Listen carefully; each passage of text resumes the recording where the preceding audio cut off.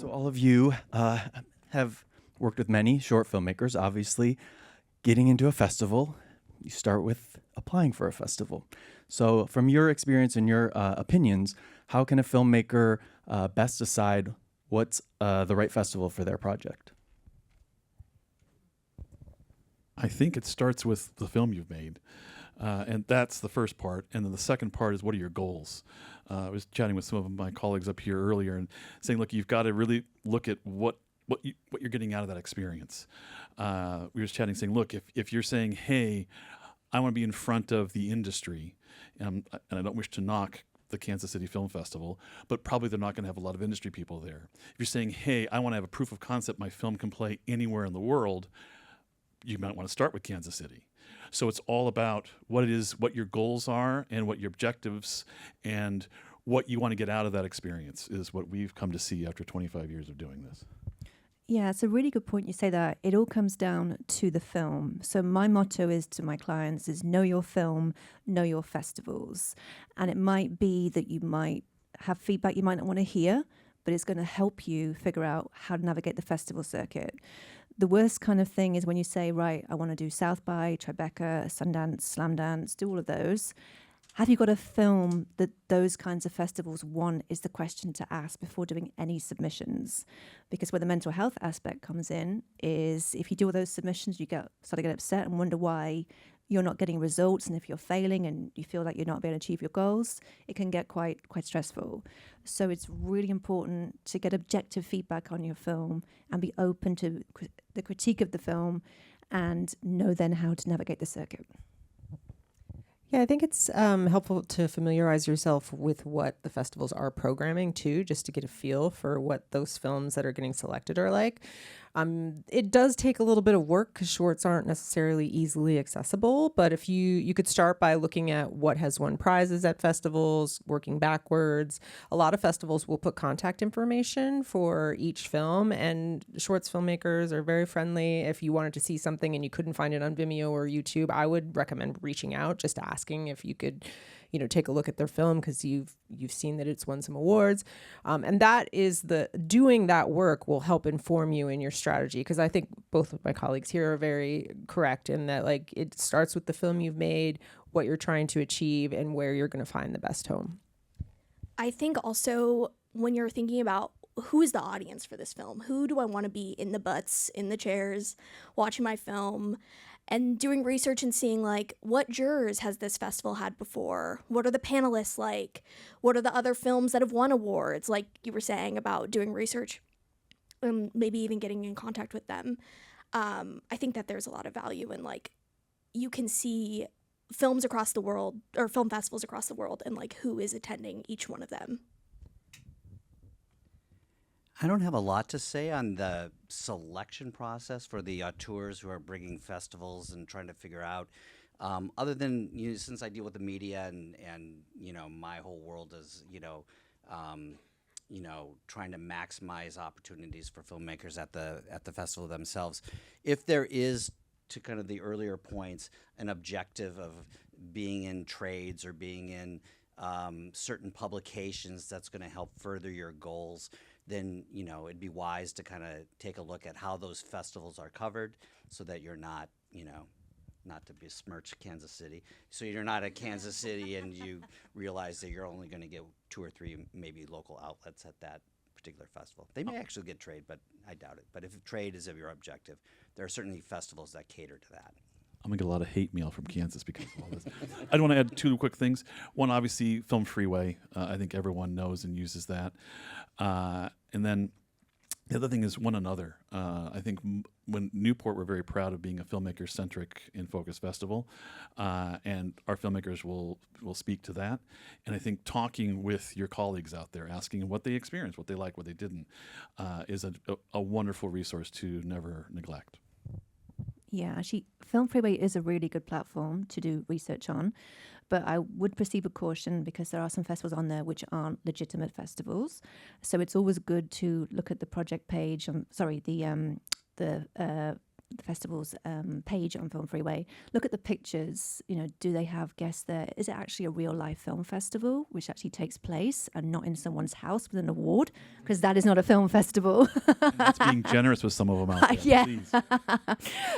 So I always say to clients going to do the research by themselves is to take some time to really deep dive. So look at the website, look at the previous winners, as everyone just said here, look at the selections, look at what categories they have, in terms of like, have I got an audience for my film? If your film is a musical, do they have musicals at that festival? It's quite niche. Maybe they do, maybe they don't. So in that case, I always say to filmmakers is take that big deep dive, to take the time to really research inside and out if that festival had an audience for your film. And when it comes to making short films as well, is there a risk that certain festivals, the short films or the short filmmakers sort of get lost in the shuffle and the focus is more on features? How can a filmmaker kind of navigate that this is a festival, if they're bringing their short to it, that they will, kind of be involved and have a purpose there? I don't think lost in the shuffle is a good necessarily framing, but at Sundance, of course, it is a market and the features do sort of take the spotlight a little bit. But our shorts filmmakers have a great, I would say, opportunity there, because it's like the pressure is off a little bit. You're not there trying to recoup, $4 million budget or, like hoping something sells within the first 5 days. You're there to showcase yourself. And the industry is all there, and they are all there to not only check out the features, but to scout new talent. So even if you may feel like, oh, features are getting all of the attention, it is a great opportunity. And for any shorts filmmaker there, we set up industry meetings, and there are also mixers. And it's really just, I think with any festival, it's just an opportunity to meet people, because you never know who you're going to run into at a party. You just start chatting with someone. Turns out they're an agent or a manager or a producer or someone you could collaborate with. So it's just using those opportunities to the utmost is what I would recommend. And like, even if like you feel like there's a negative, find a way to turn that into a positive, because these are opportunities that, that are great for your career. And I would also say, like, as a shorts filmmaker, like, maybe also look for festivals that are just showing shorts. And, like, I have colleagues going to Palm Springs Shorts later this week. And, like, I had some friends of mine who had some success at Aspen Shorts this year and got Oscar qualifying there. And, like, the festival that I work with is Proof, and we are just short films, and the American Cinematheque shows features and retrospectives and other festivals that, like, Beyond Fest and stuff, but Proof is just for short films, and we're like here for short film makers, and we're setting up industry meetings and having networking events. So it is also like, if you're like wanting to go to these other festivals, like I used to work at Bend Film, and there's features and docs and shorts and all these other episodics. So I think when you're like another part of research is like finding those other like more niche festivals, or it's like you have a horror short, and there are a ton of horror short film festivals that you could find like some really great like networking connections there as well. Yeah, another really good local festival to you all on your doorstep is Holly Shorts for short filmmakers. Absolutely fantastic festival. I'm sure you've all heard of it, but they have at least, I think, the first 5 days of the festival is an industry program as well as the screenings, and it's back to back industry masterclasses with all kinds of industry professionals, workshops, loads of great networking parties all the time, and it's full of filmmakers, and it's a long running 10-day festival, so plenty of opportunity there every day. I always tell people to be nice to everybody. When you check in, be nice to the people who are checking you in. They'll give you the industry list. They'll give you the press list. They'll introduce you to the people who are running the media room. They'll introduce you to the people, and those people will then see you at the party, at the mixers, and they'll introduce you to people. It's a tremendous opportunity to be proactive on your behalf if you take those opportunities just to be friendly and just start meeting people at these parties, and the relationships that I've seen foster in a film festival environment seem to last people a lifetime, and so there's both a short-term goal of getting that particular film noticed, but you're also building relationships with media. You're building relationships with I always joke I hope none of the film festival people take offense to this, but they're a bunch of circus carnies. They all work the same.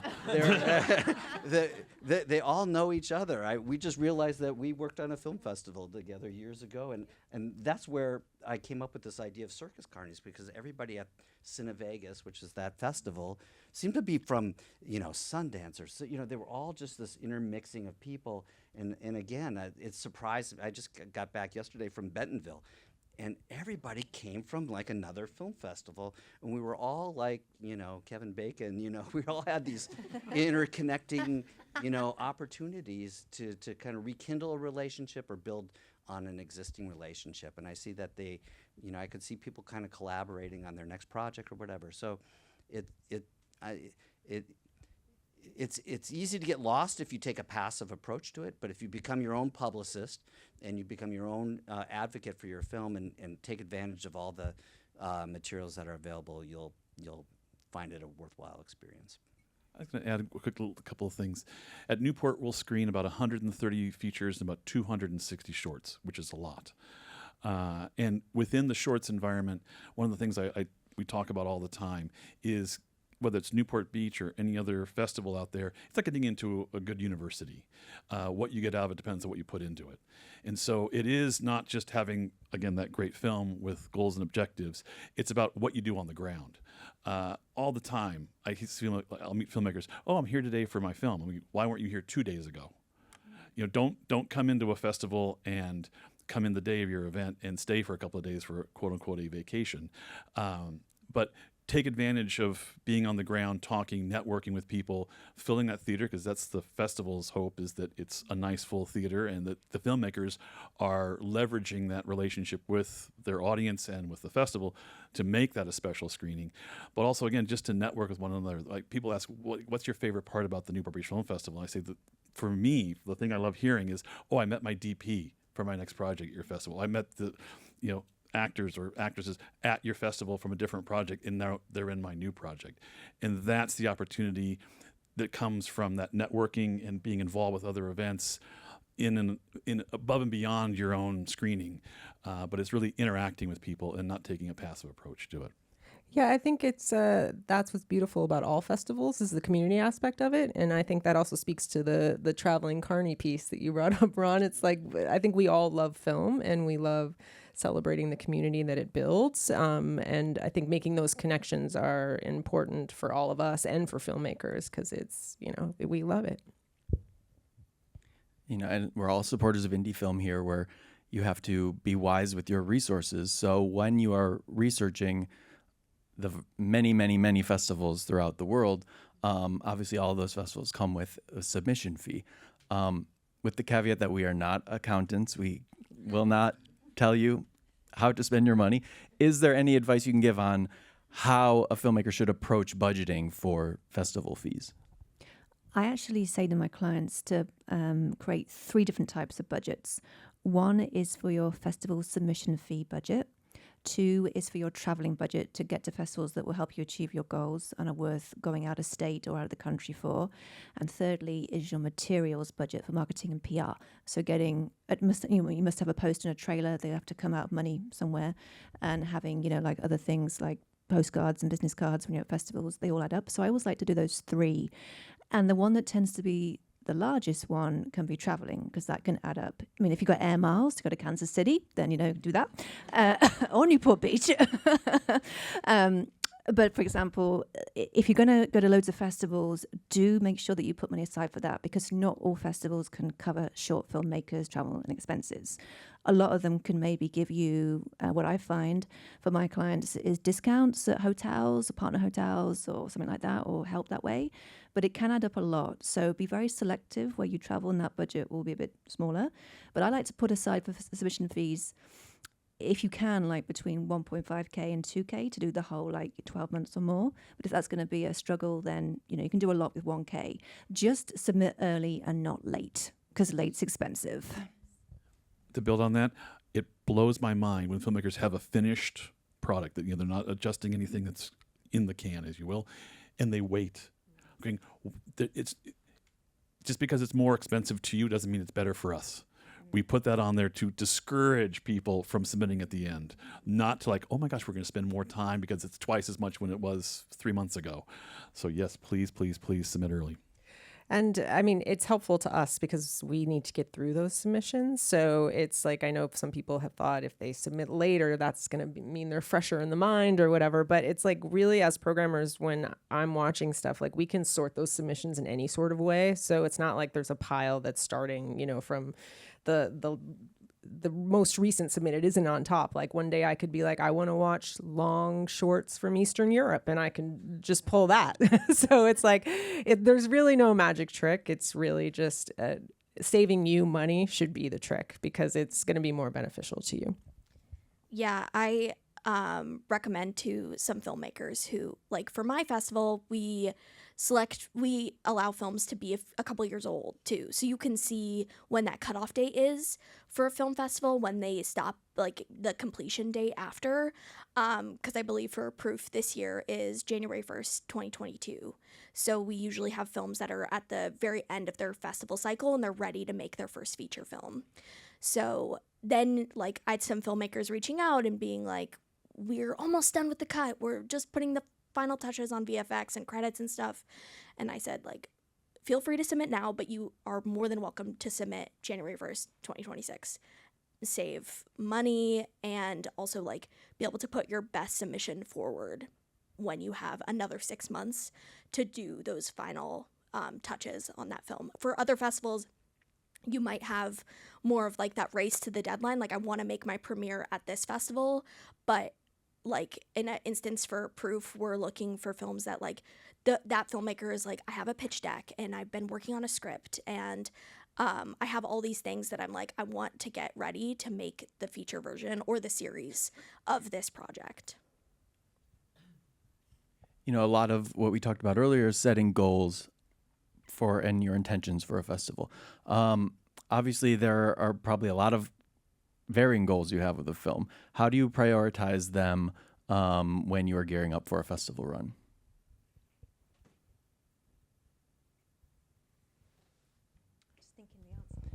Well, if PR is your objective, I would say a great thing to make, anything you can do to make the lives of the PR team as well as the journalist's life easier.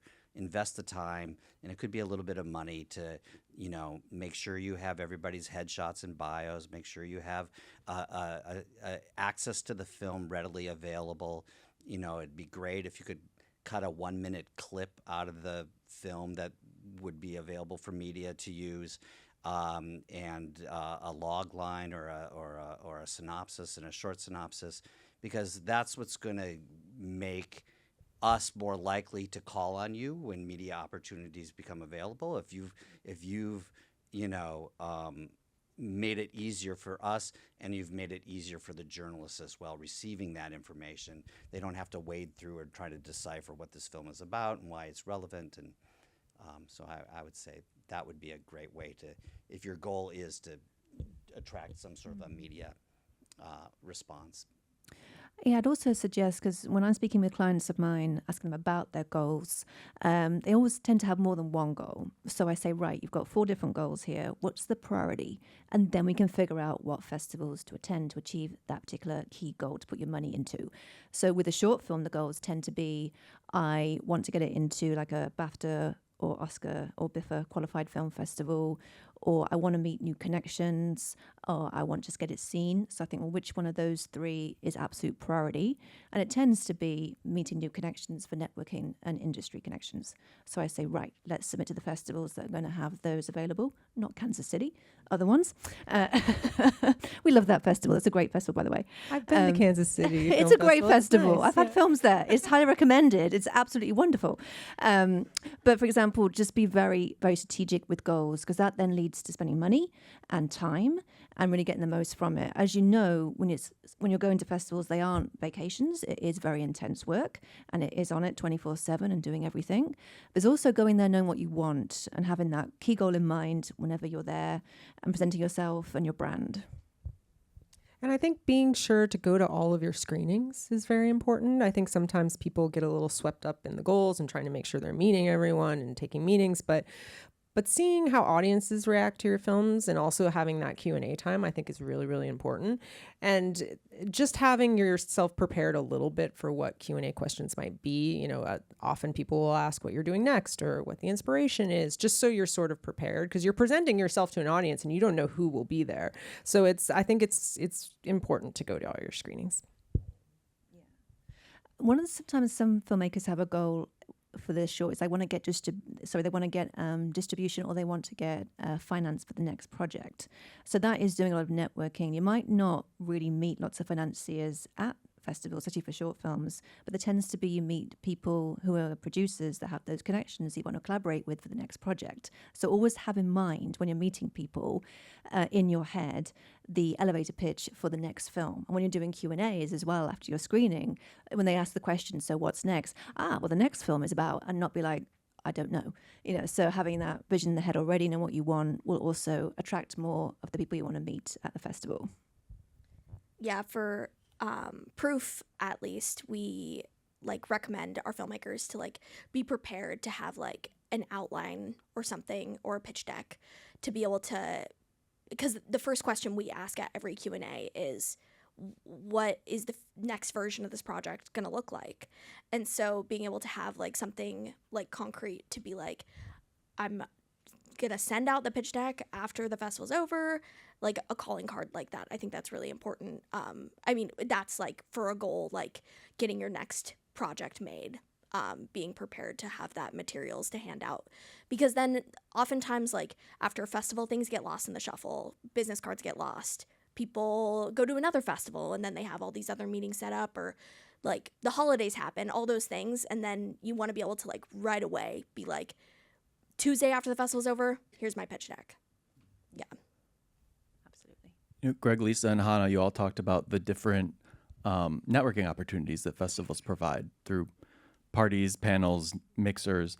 But what are there any networking opportunities that are outside of the sort of officially festival sanctioned areas that you recommend filmmakers try to, pursue? I mean, at Sundance, it can be everything from waiting for a shuttle or like, walking to get a sandwich. It can be anything. Like, I think what's really great about Sundance is just, all festivals is the community. It's like everyone's there to see and celebrate film, and everyone's excited to talk about it. So you're on the shuttle, you hear strangers talking to each other all the time about what they saw, what they like, what they're looking forward to, like how, what tickets they're trying to get. So I really think just being open to talk to strangers, which, if you're introverted, that can be tough, but like take a deep breath and be ready. Yeah, and I think just every moment, like it could be the airport, like on the way to a festival, even there, it's like usually for the bigger festivals, there's like a group of people who are, all going to the same place. I met one of my really good friends at the Burbank airport this year because I knew the company on her bag, and now we're colleagues and we work together and now we're close friends, but we were both on our way to the Bend Film Festival this year. And so I ended up moderating her Q&A. So it was like kind of the perfect storm of events, and it just took a little bit of like, hey, I know that company on your bag, and started chatting about it.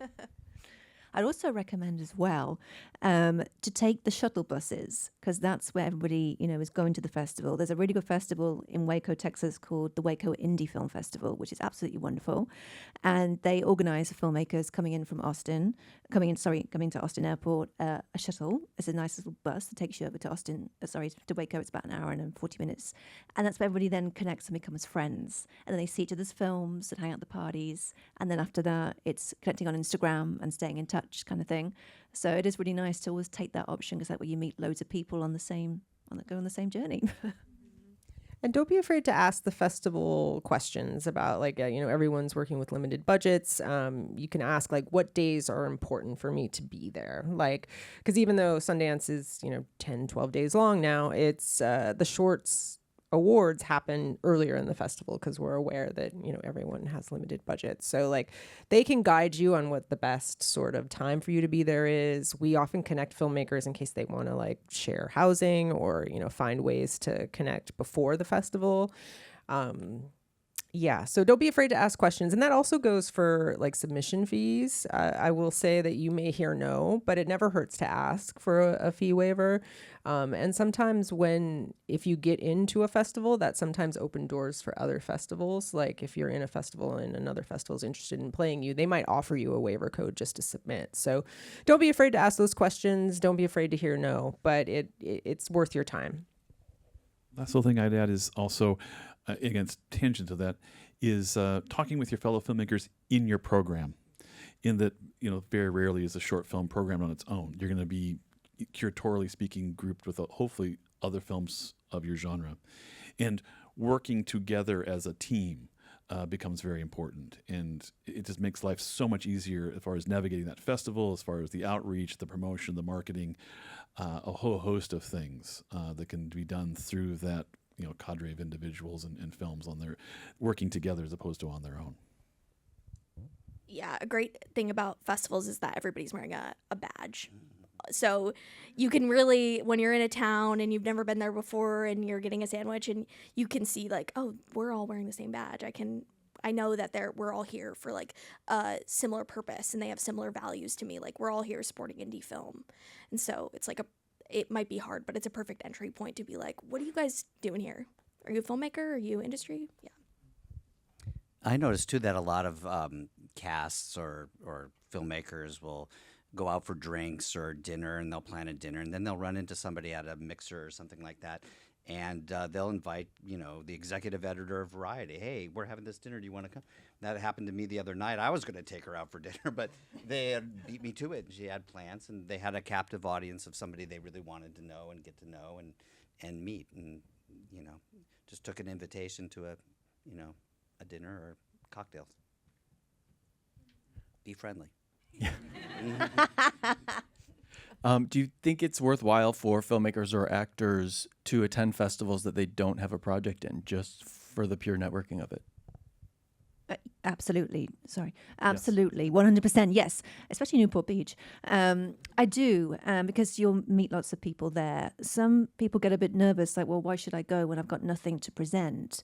But then even if you've got a film in the pipeline or one that's just finished shooting and you plan to submit to the festival, get an idea for it and meet the people there and suss it out. But don't be scared. You're going to learn so much.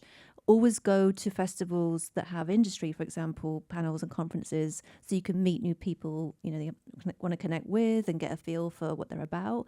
And you'll meet loads of great connections, especially ones on your doorstep in LA, i.e. Holly Shorts, because there's a lot that goes on there. So absolutely, don't be afraid to do so. Go ahead and do it straight away. Concur 100%. Yeah, I agree. It's just if you have the budget to do it, absolutely. The one I would say maybe just with caution is the Cannes Film Festival, because there's so many people there. Maybe with that one, come with a project, and have some kind of like, not being too aimless, because Cannes is a very different type of festival. It is a market, a lot of stuff goes on there. There's a lot of different moving parts, but something say like Holly Shorts and Newport Beach and all the other ones here and Sundance is a proof, absolutely go. You go. I think the perfect place to start is the local festivals, like local to Los Angeles, or like I'm from Denver. And so I went to the Denver Film Festival, and then and Series Fest is also in Denver. And then I had an opportunity to go to Telluride because there was like a student group going, and I'm from Denver. So it was like that was how we got to go.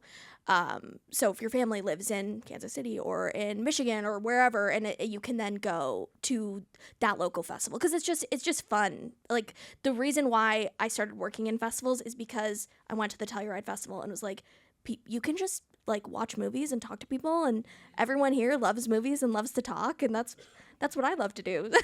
Yeah, same. I started at the Seattle Film Festival where I grew up. So. Yeah.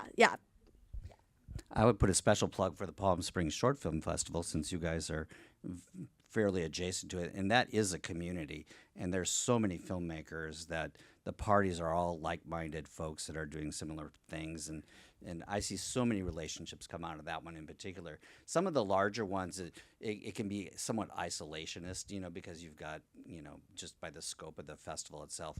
But a festival that's really catered to short films like Holly Short or the Palm Springs Short Film Festival, I think are really worthwhile. Yeah, and also one you might have heard of, which is runs every month, a physical event called New Filmmakers LA. It's absolutely fantastic. Larry LeBeau and his team are the best, and they're really accommodating. There's lots of stuff going on, and it runs in downtown LA at the South Park Center every month, normally end of the month, and every theme each month is different of the films that they screen. This is probably mostly a Rebekah question, but say you are trying to hit every festival you can, you luckily get into most of the ones you apply for, and you're trying to hit them all, hit all your screenings, hit all your networking events. Is burnout a possibility, and how do you navigate that if you're facing it? Yes, burnout is a possibility for sure, especially when it's a film that does a lot of festivals and it's a festival darling, as we call it. It's doing 30, 40, and you'll find that a lot of festivals happen between September, October, November, because it's award season. A lot of stuff happens then. I mean, they happen all the year, but there's a lot that happens at that time. So it's having to divide and conquer. So I like to use that expression when I've got a film that's doing the rounds and it's doing a lot in 1 month, there's a lot of stuff happening. I say to the client, can you go to this one because it's local to you? Can your DP, who's based in the area where that festival is, attend, or somebody from the film, just to be there to represent and get the connections and do the Q&A and to be there for the film? And normally it works out. But again, it's having to be selective in terms of what to invest in. Can these festivals still help you achieve your goals, and which ones are the priority? So some of these are going to be good for exposure. Do you have to be there? Can you spend your time in Palm Springs instead? And then figure out what to go on from there. So it's having to be very strategic as well in terms of attending, because burnout comes in when you've got to go different time zones, like LA to New York, and back and forth can be a nightmare. I had one client that went to every festival because she was available to do so and had the budget to do so. And she made lots of connections. It was amazing. But it got to the point where she was like, I am burnt out completely because I'm having the same conversations, and and every festival's different experience. So it's not going to be the same on repeat. It's always something new. So she's always learning, and that's quite exhausting. She's got so much information taking in. So it's a good thing and a bad thing. But just have a little team around you that is the best thing to help you go to more festivals when you can't get to them all at once. And Ron, is it common for filmmakers of shorts to hire publicists to help them, navigate the terrains of a festival? I wouldn't say it's common. I would say it happens from time to time, and we don't really encourage. We're often asked, can you recommend a publicist for my film? And typically the budgets and the kind of return on investment isn't really there, in my personal opinion. I think if you take a proactive approach to being your own publicist and get everything else that you want out of it, the reality is that coverage for short films is not always easy to come by. They're typically not reviewed. They tend to group, short films into a feature that covers a multitude of short films on a theme or a trend or something like that.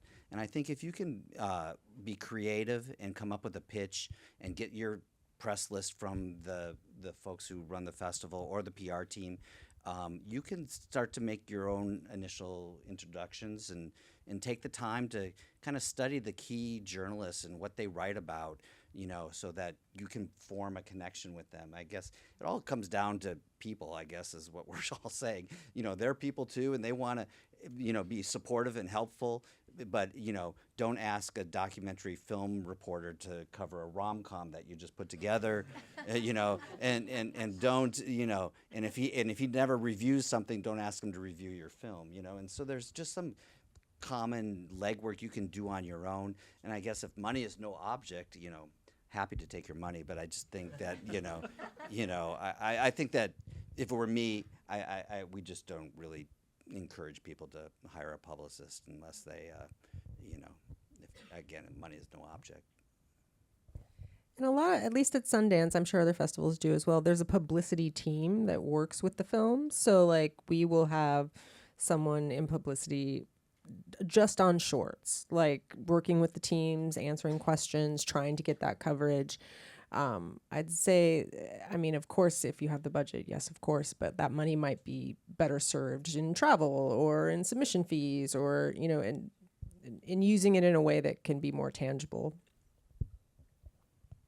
And keep going. I was just going to say, bring some brownies to the, PR staff, and, you'll get whatever you Or want. wine, Ron. Or wine. Or wine in my case, yes. What are some suggestions for keeping the momentum going once you are in the festival circuit of, maximizing your experiences as you go from festival to festival? I would say to keep active on your social media. So definitely get lots of content. And one thing I would say and suggest is to make sure your Instagram is all very clear and updated and very easy to navigate. So when people connect with you, they can see what you're doing, and to keeping that updated with every single piece of news for the film and obviously other things in your career. So doing posts like with the laurel and a picture of the film is important. You at the festival doing the Q&A on the step and repeat. People can see what you're doing and that you're active with the film, that you support it and you see it through to the end. In terms of other parts of momentum to that question, you might find that festivals do reach out to you when your film is screened at a festival that they know of, and they want you to see the film and might give you a discount or a waiver to submit. So keep doing more submissions as you go along on the journey. Just keep showing up and be present. If you can't attend every single one, do so remotely, what you can remotely, film a Q&A if you can. Some festivals allow that. But to keep on it. Sometimes what can happen is when the project comes in, that obviously takes up your time and you can't do all the commitment, but just spend a little bit of time to keep showing up in some shape and form for the festival circuit. People will notice it's you, and you get more connections and then more coffee meetings, and then it leads into making another film with someone new. Obviously, over the last 5+ years, the industry has evolved in many ways. How have you seen the film festival landscape change? What changed during 2020 that stuck around? What kind of is on its way out or faded away? Just curious of your experiences over the last couple of rocky years. The hybrid model. So that was born during the pandemic, was the online festival component. Not all festivals fully got it in one go. Some did, and it was a learning curve. It was a new thing, so all of us thrown into it last minute. But that is still here to stay, because some festivals do still have that component. They're not fully moved to virtual, obviously, because the festival's all in person. But they have that, for films that they maybe couldn't quite fit in, or they have that component for doing the industry connections. I know that the Big Apple Festival does this industry meet the managers and agents, which is now all online. So the more people can join it around the world and having to go to New York. So that I think is here to stay in a good way, because I quite like that virtual component, because sometimes I can't get to all festivals and I want to join in some way with the workshop, and I can do it from my house in Dallas. Yeah, nothing beats the in-person version of a festival, but screening, we do screenings both online and in person at Sundance. The online portion starts a few days after the in-person. And I will say, it's great for short films. So many more people are getting the opportunity to see them. And we've been doing a pass for the entire shorts program, and it's really great. So, and there are, of course, industry, and I participated in things online with festivals, in Europe that they haven't had the budget to bring me over, or it's just it didn't work out for timing wise. And so that has really, I think, opened up the industry connection world in a way that's been really great. I'd say also on the flip side, we've been talking to filmmakers post-COVID. Definitely everyone was wanting to connect. They wanted to be in person. They, as you said, nothing beats that. And we've gone from, we used to host 1 or 2 of our early evening events that are called our sunset receptions, and those are really limited to about 200 people, and primarily filmmakers, finance people, and Guild and Academy members. And it's grown to almost every night we have one now. We host now 22 events that we produce, let alone what other filmmakers and other groups do. And it has been, that's post-COVID, we have seen exponentially. To mention our TV Fest we just had a few weeks back. We hosted one event with Hulu, and all of our voters why can't you do more? It's okay. So it's everyone wants to connect and be with one another. And I think more than ever we've seen that post-COVID. Yeah, it definitely feels like that is still something that's going strong between all filmmakers, is this desire to connect and be in person. And talk with everybody. My first job with the film festival was managing a drive-in theater during COVID. So I kind of started during the pivot of everything, and pivot to online, and pivot to like, I guess we can do a drive-in festival this year because we can't do anything else.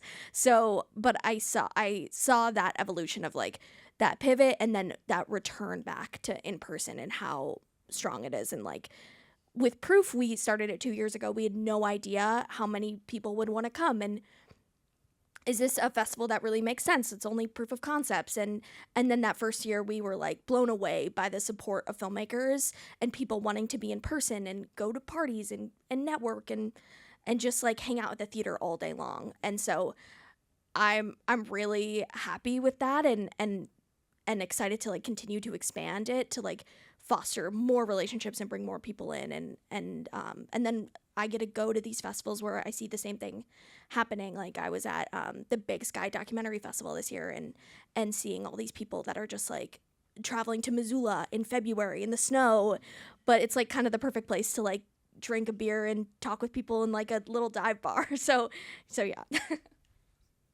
That's a great idea for networking, is that go to a place where there's limited options of escaping each other, and then you have to talk. Speaking of having things online, any filmmaker, if they want, can upload their project to YouTube or Vimeo or their website. Is there a sweet spot of timing of after the festival circuit or in the middle of a festival circuit of whether a filmmaker should post their film online?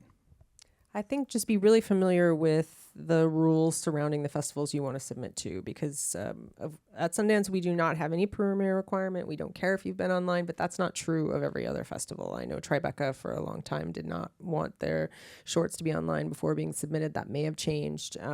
So it's just make sure that you're familiar. And I think like any sort of sales agent would probably tell you to do that at the end of your run, just in case there was a possibility of acquisition at some point. Yeah, I totally agree. Also, what I tend to do with clients is those who want to put the film online or on a very, well-known distribution platform such as Omelito, Short of the Week, and for sci-fi, there's Dust, and horror, there's Alta.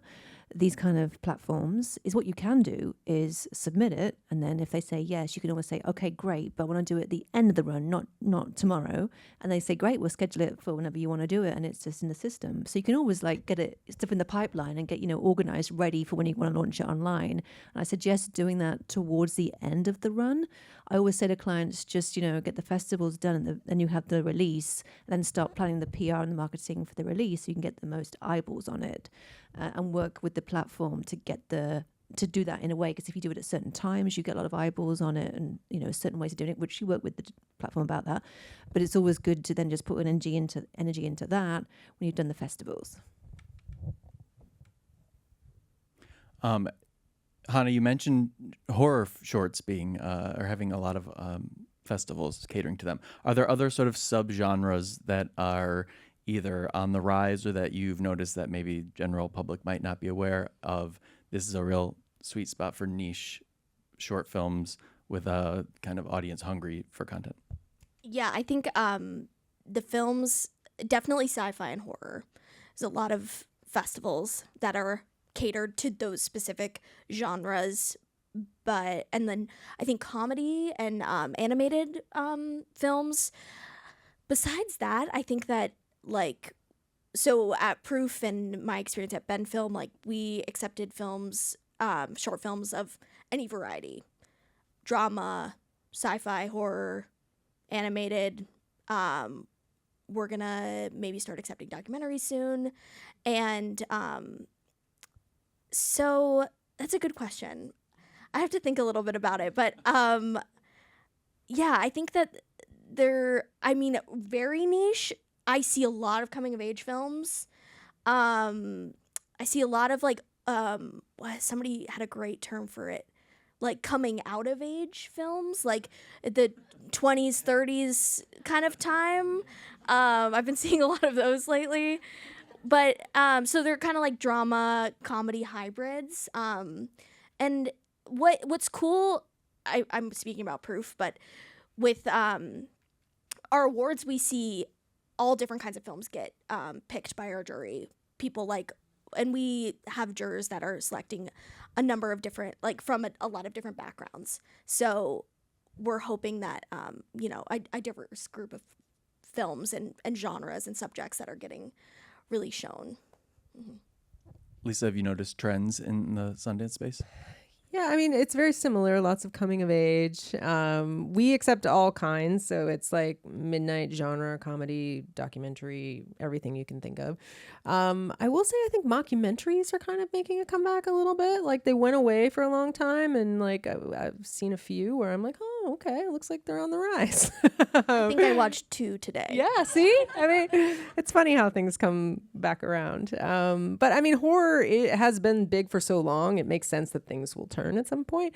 I mean, I think all festivals would tell you we're always looking for comedies. So if you like, comedy is very hard to do, but if you have any sort of comedic idea, why not give it a go? Because we see a lot of dramatic, a lot of social issues, you know, every sort of sad thing you can think of. So we're looking for things to break that up.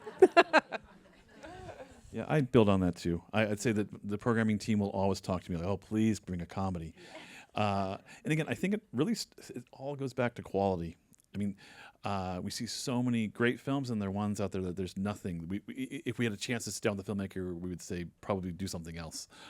But I'd say things that we found interesting, we've built our own verticals in. Art, architecture, and design has been a big one for us. Culinary is a huge one that we do very well with. Obviously, being Newport Beach, we have a very large action sports program on the short side. Are those documentaries or like? Yeah, usually documentaries along those lines. But again, within vertical. And mentioned dance. Dennis, who's the longtime director of shorts, he has a passion for dance on film. So that's one of the things that, you know, we have that. But again, it's, you know, the team is always looking to build their programs, and they take a very strong curatorial approach to it, and most festivals will. They're going to look to build things that fit along a theme or a genre or whatever it may be. So it's really making the best film that you can within that particular genre that will then speak to the program and ultimately, hopefully, to the audience.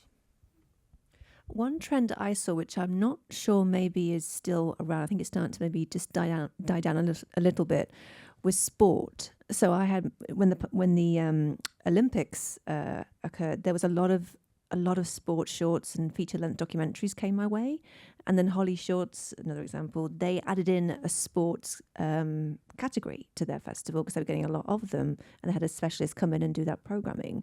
I'm not seeing as many now, but I think it's the timing was, you know, that we've got our sport short ready, and now it's a good time with the Olympics going on, all these big sport events. It's perfect timing to release or get on the festival circuit, and it was a lot that we had. They were all very interesting, but I'm not seeing as many now. I think maybe because the Olympics have finished.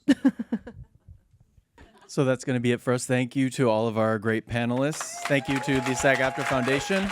And thank you all for attending. Have a great night.